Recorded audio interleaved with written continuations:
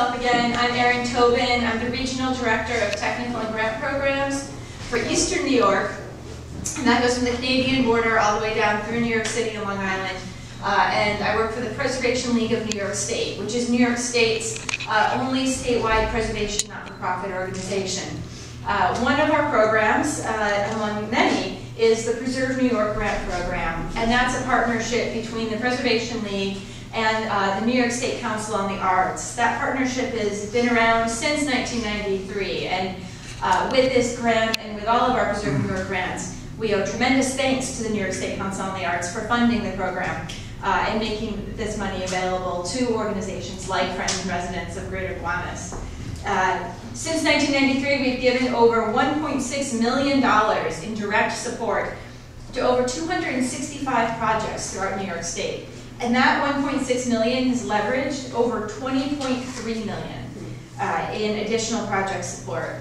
The grant this year, this grant was selected out of one of 15 projects in 13 counties that share $90,444 in funding. So we're awarding a $7,500 grant for the Cultural Resource Survey to FROGG, and you can imagine that was a very competitive grant because this project is so strong, and because we feel so strongly the belief in the adaptive use of industrial heritage, the continued use of industrial heritage, the very strong community support that Linda exhibited as a representative of the organization that represents this community. I think that the Preservation League, we've listed industrial resources on our statewide most endangered list, and we see the recognition of buildings like this one as part of our industrial heritage as a critical component to the retained vitality and renewed vibrancy of an area like this one. I think that this survey is going to serve as a model for other communities around the state that are facing challenges of how to continue to use and how to find new uses for these very large historic industrial buildings. These buildings are a critical part of history, but they're also an economic development opportunity. And this survey could serve as the backbone to a National Register Historic District.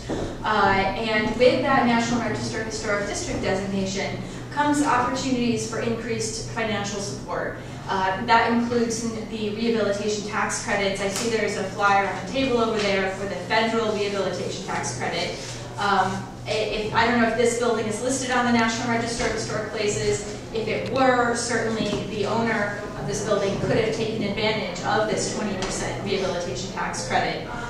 The Preservation League was also a leader in getting a New York State rehabilitation tax credit, which is an additional 20% state income tax credit for rehabilitation of historic buildings in historic neighborhoods, in distressed census tracts. And there are several census tracts that make up the Gowanus corridor that fall under that distressed definition.